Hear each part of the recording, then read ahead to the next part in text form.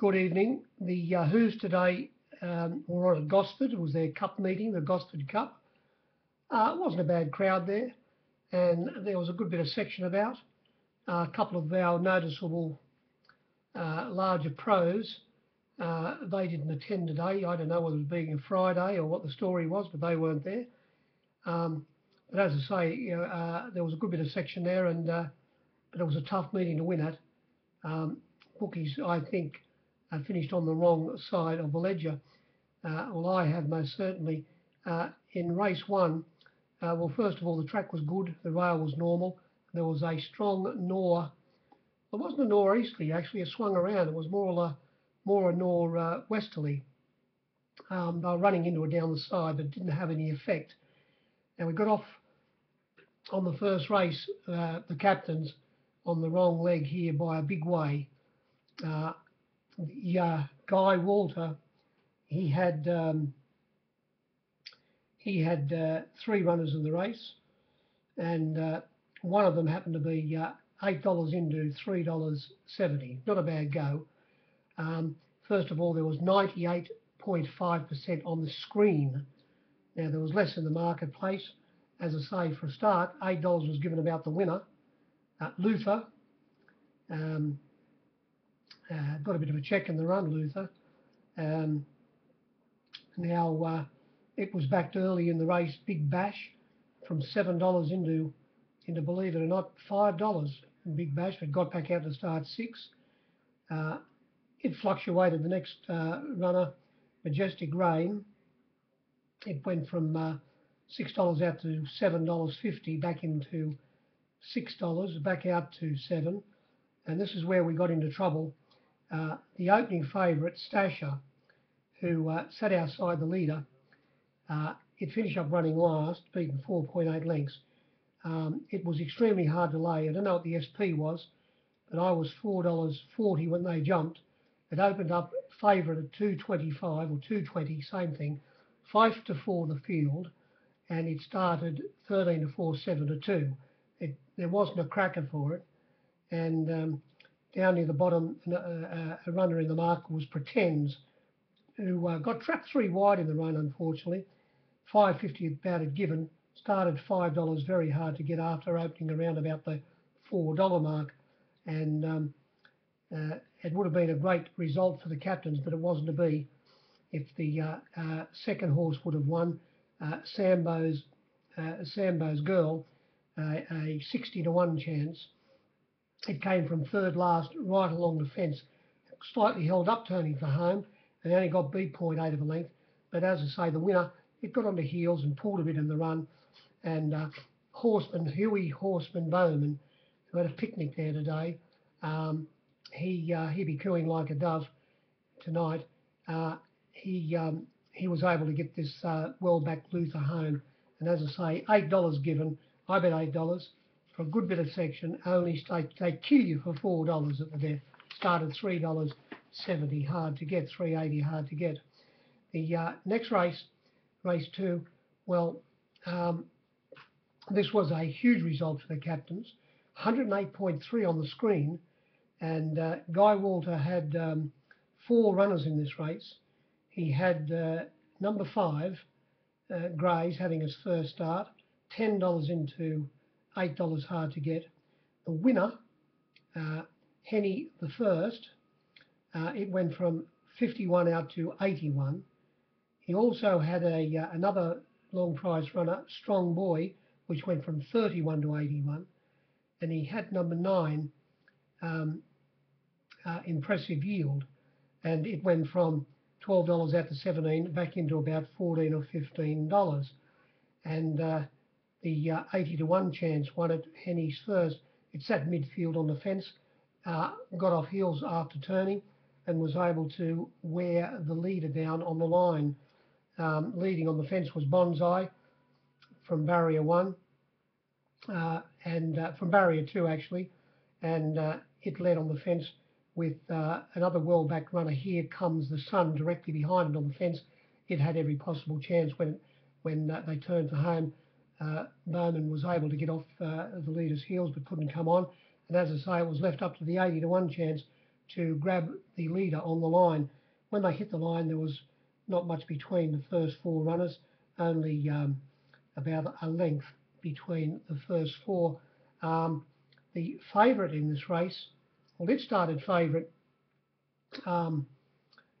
Here Comes the Sun, and I'm embarrassed to say I did give as much as $8 about Here Comes the Sun, and it started $4.60 favourite, extremely well backed. And the opening favourite composition, it went up for a 2 to 1 chance, $3.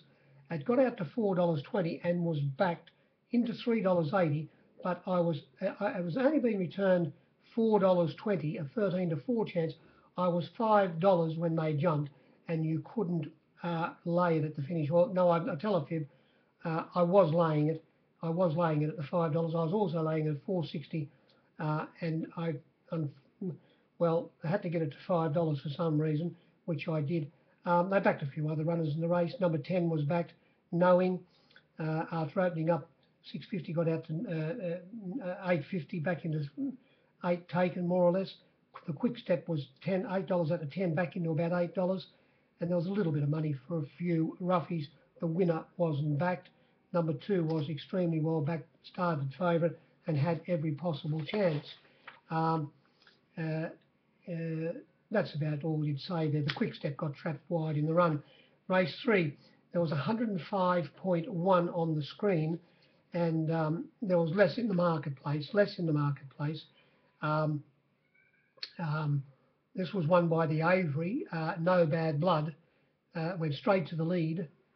Sitting on its outside was Shady Favour, and directly behind the favourite on the fence was Ralston, who would have been a huge result for me, but it wasn't to be. And when they turned for home, I thought there was no betting because he was able to get in between around the heels of the leader, run up to it, but he couldn't get past it all the way down the straight, which I was very surprised that not happening. But as I say, the favourite, it was able to keep on kicking, and it gave me a nice kicking. I'll give you the tip. We put it up evens, evening money on the field, got out to $2.60.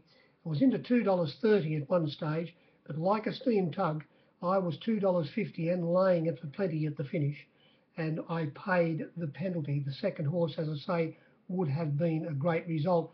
There were, number 3, Checks, the runner that won easily at Taree, having its first start in New South Wales for Bindi Cheers that day. I must admit, I didn't give it to them, but I fell for the 3 card trick. I knew that day at Taree leading was a huge advantage. They gave $5.50, went up $4 second favourite. I got out to $5.50, but only started $3.90.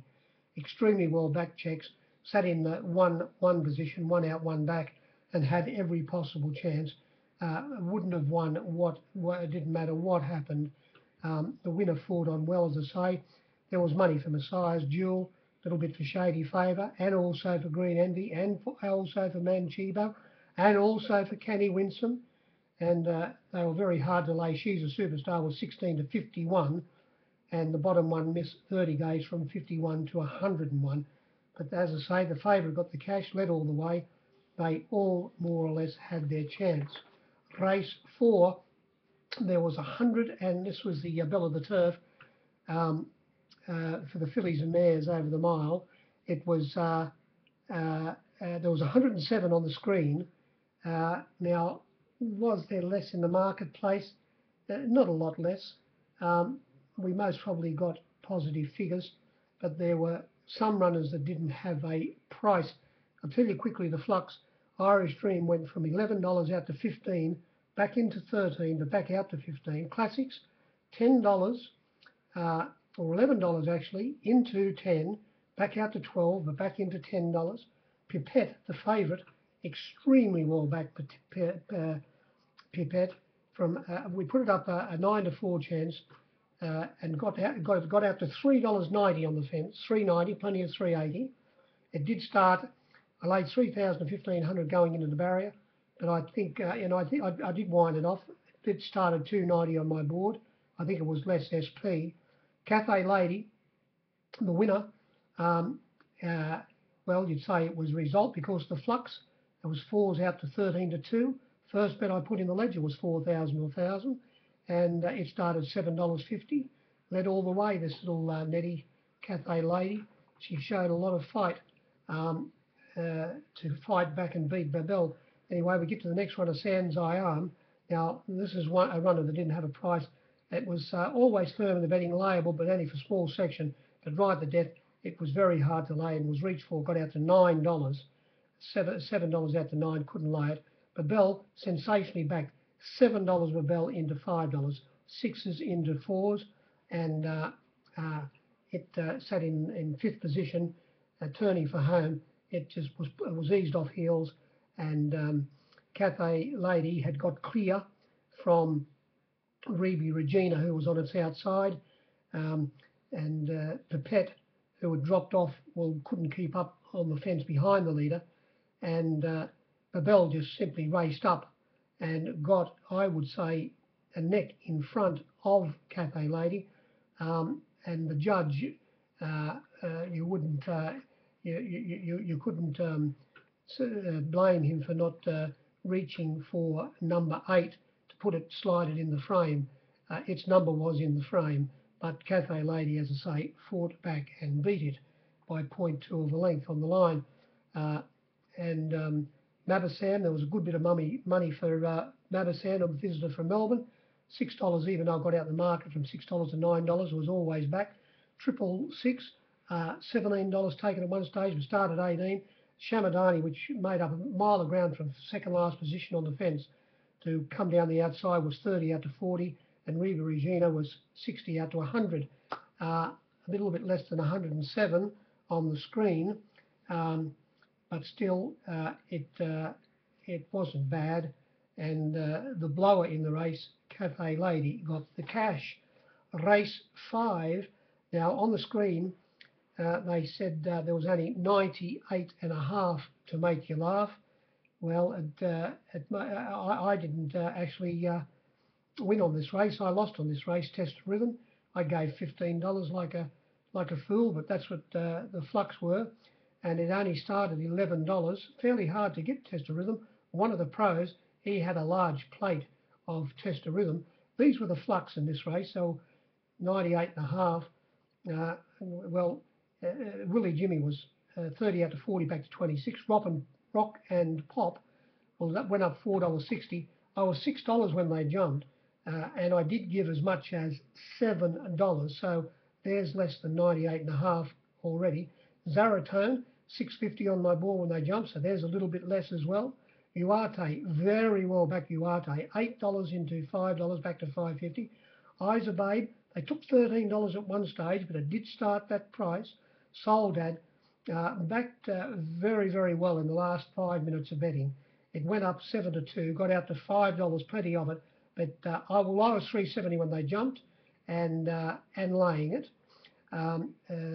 Test of Rhythm, as I say, $15 in the winner into $11. After opening up 11. Capers, 40 into 26. They took 30 off me. Now Moroni Avenue, at one stage you could have laid whatever you wanted at $10, but it started 12 on my board, and the bottom one, Orthies Gem, who used to be called Hidden Gem, it was 30 out to 40 back into 30, and so there was a lot less than the 98.5 that was set on the screen. And if anybody would have told me that Test of Rhythm was going to be able to, Zaratone was naturally the leader from barrier 1. Uarte coming across and sitting on us outside, yes, that pattern, I'll agree with that. But if anyone would have told me that Test of Rhythm was going to be able to come across and sit third on the fence, right on the fence from barrier 8, I would have given them a pat on the back, and that's what happened. And when they turned for home, ridden by replacement jockey, the brilliant Brendan Abdullah, Blake Shin, after his ride on Cathay Lady, wasn't feeling too well. Old Blake Shin. I hope he's all right. Apparently he's been stood down from his mounts tomorrow night until he proves his fitness. but he was pretty fit in getting Cafe Lady home. I'll give you the tip. But anyway, Brendan Abdallah took over, and he got this Test of Rhythm home by 1.5 lengths, coming from the favourite finish up running second, Soldad, who came from about 5th or 6th on the fence. They raced in pairs and more or less all had their chance. The winner got a charm run. Race 6, there was 105.2 on the screen. Would have there been less in the marketplace? Well, you wouldn't have seen the $3.20 given about the winner, Moriarty. This was another huge difference to me, Moriarty and Reuben Percival. A lot of section. Anyway, the flux in the cup were Einstein went from $11 out to 15 back into 13. Reuben Percival, $9 out to $12, or at least $11. Only started about a $7.50 chance, or $8 hard to get Reuben Percival. Fiumicino, unfortunately, this is where it's no good. It didn't have a price. It went up a $7 chance, a 6-to-1 chance. It was $15 begging at the finish, 15 on my board. Found it very hard to lay. Moriarty was 9-4, $3.20 into $2.50 at one stage. I got it back to $2.80 like a fool. Started $2.70 at least on my board, or even $2.80, and I was laying it. I think the SP was only $2.50, so why wouldn't I be laying it? I must have marbles in my head. Winning Glory was $26 taken at one stage. We started that price. Uriel at one stage backed, opened up $7, got out to $8 into $7.50. Hard to get at one stage, but started $10. Presido says 15 out to 17, back into 16. Now the next runner, Ulona, you think it wasn't backed. $17 into $9, 16s to 8s, Ulona. Travolta went up $5, not even that. Yes, it went up $4.80, $4.80 at the $7.50 one stage. I did lay a good wager against it each way at $5, and held on for third hole. Sensor, $31 always firm, and Ad Victorian, 100 out to 200. And Huey Bowman, horseman Huey Bowman, he was able to get the Avery home.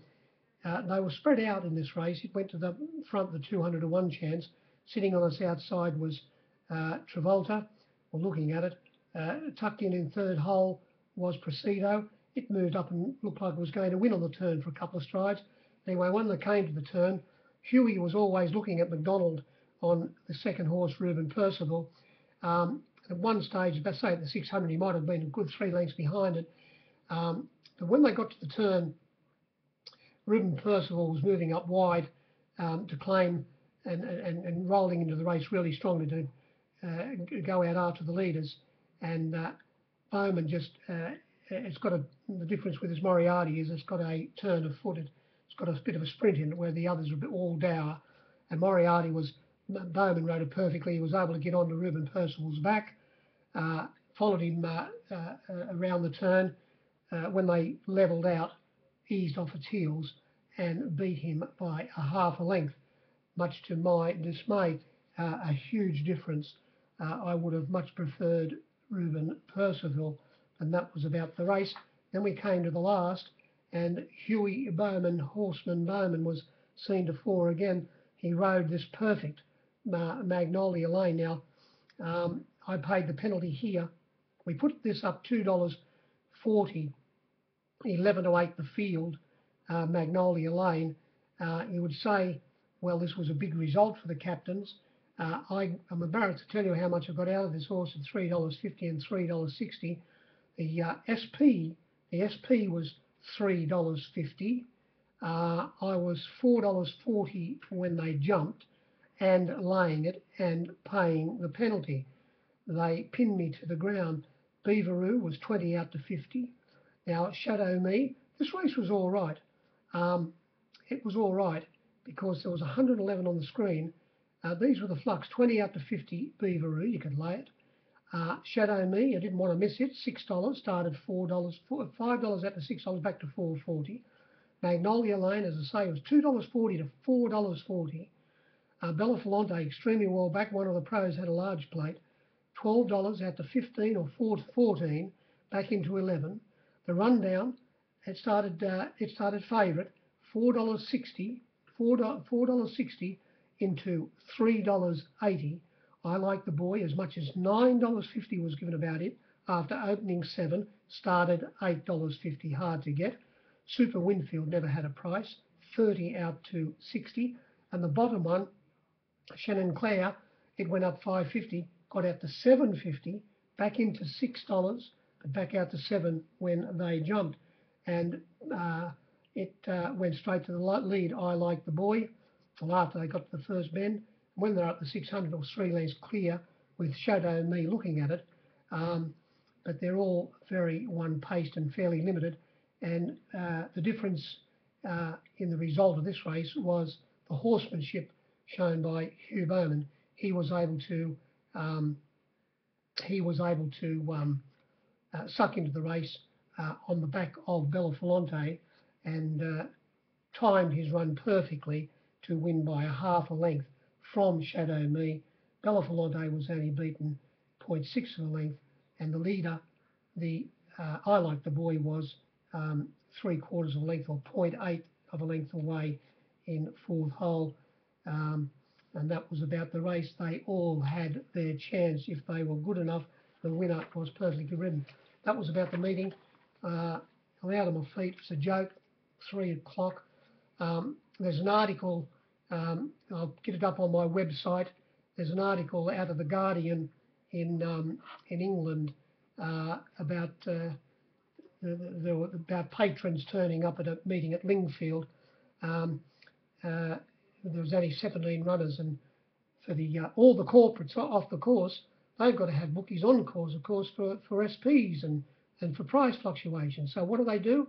It'll happen here. Will it happen here? You know what it's going to be like in the winter here. You'll be at Canterbury tomorrow night. There'll be a few people rock in there, but it's only the usual suspects who bet. And during the winter here, it's going to be grim. There'll be ghost towns, and in England, they're actually paying the bookmakers. Not only their expenses, but they're wiping fees and but actually paying the bookies to turn up at the meetings, and that could easily happen here in Australia. So have a read of it, and I doubt whether I'll do anything for Canterbury tomorrow night. Might mention a few words about Canterbury after the meeting at wherever they're on Saturday. I don't even know where they're on. I don't even know where I'm at, let alone where they're on. Good evening.